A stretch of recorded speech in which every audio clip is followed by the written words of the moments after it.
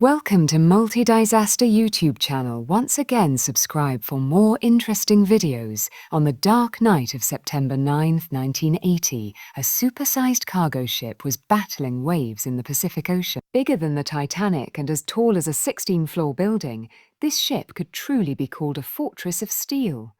But just a few hours later, not a single trace of it remained. No radio signal came, no floating debris was found in the ocean. How could a ship weighing millions of tons suddenly vanish without a trace? For 20 years, the authorities kept telling the world only one thing, that the ship had simply sunk. But when the father of one of the crew members started to search for the truth, what was hidden beneath the ocean opened everyone's eyes.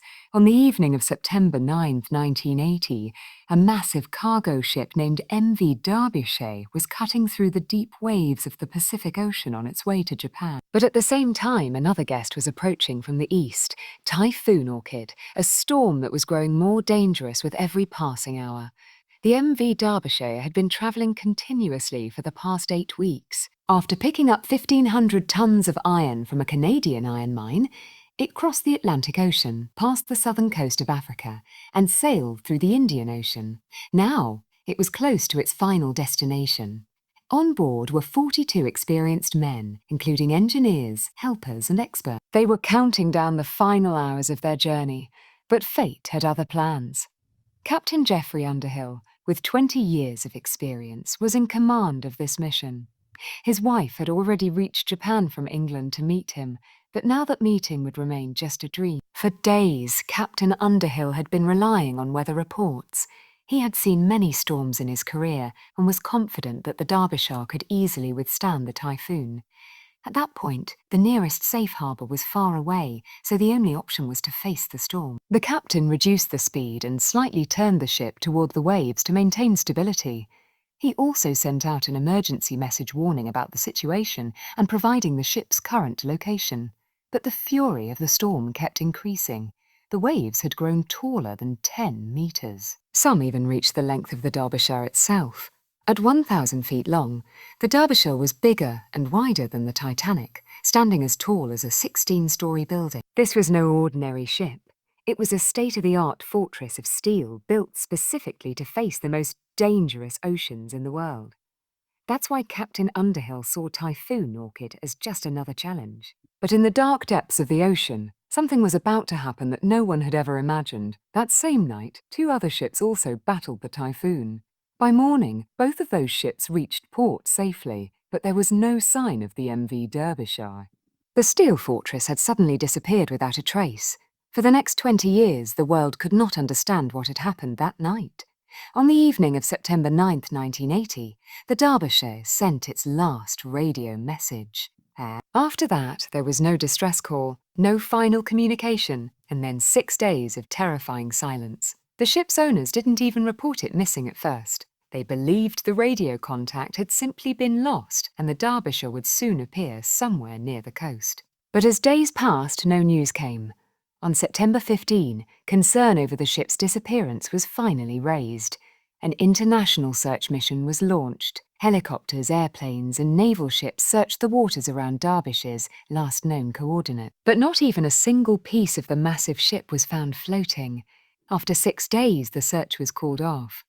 The authorities dismissed the case, saying simply that the sea had swallowed the ship, without any real investigation.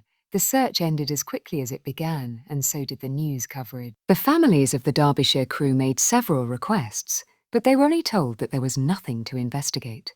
The families could not accept this.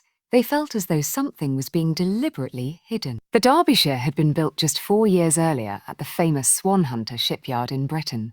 It was a ship capable of carrying over 150,000 tons of cargo, 4 times more than ships built 20 years earlier. But it wasn't just about size. The design was also new. The Derbyshire was an oboe, or bulk oil carrier, meaning it could carry oil on one trip and iron ore on another, ensuring it never sailed empty. This reduced shipping costs significantly, increasing company profits by up to 30%. At the time, there were only 6 such a bridge-class ships in the entire world, and the Derbyshire was one of them. But Swan Hunter shipyard was under pressure. Once the giant of shipbuilding, it was now struggling to compete with Japanese and South Korean shipyards, which built ships faster and cheaper. To survive, Swan Hunter had begun cutting cost, and perhaps here lay the secret of the Derbyshire's sinking. This tragedy plunged many homes into darkness. But for one man, it became more than just a loss. It became a mission. Peter Redyard had lost his young son on the Derbyshire. But Peter was not just a grieving father. He was also an experienced ship surveyor who had spent his life studying ships and the sea. When Peter started his own investigation, he uncovered shocking truths. In 1982, just 18 months after the Derbyshire vanished, another bridge-class ship called the Tyne Bridge was battling storms in the North Sea when cracks began appearing in the steel near its superstructure. The captain ordered an immediate evacuation, and the crew was airlifted to safety. Saving the ship was nothing short of a miracle. Perhaps nature itself wanted the truth to be revealed. When Peter inspected the ship, he discovered cracks at the front section. After studying more documents, he learned that every bridge-class ship had developed cracks in the same area. These ships were being secretly brought into ports for repairs. Peter also discovered something more shocking. The ships were not built according to their original design plans. Certain parts had been altered in haste, deviating from the approved designs. Now Peter had evidence strong enough to reopen the Derbyshire investigation. He submitted his findings to the Department of Transportation. But instead of taking action, they responded that the Derbyshire's sinking had already been properly investigated, and there were no plans for a new inquiry. The authorities closed their ears, but the families opened their voices. In 1984, the Derbyshire Family Association was formed with one goal: to uncover the truth. In November 1986, another bridge-class ship, the Kowloon Bridge, ran aground off the coast of Ireland after cracks weakened its hull in the rough Atlantic. This was the last of the 6 bridge-class ships that had not yet received the repairs Peter had discovered in others. This time, the British government could no longer remain silent and decided to reopen the case. For the families, this was a ray of hope. For 6 months, experts investigated. Some blamed the design, others blamed the sea. But Peter's evidence pointing directly to structural failure was carefully ignored. The final report claimed there was no structural failure in the Derbyshire or other bridge-class ships.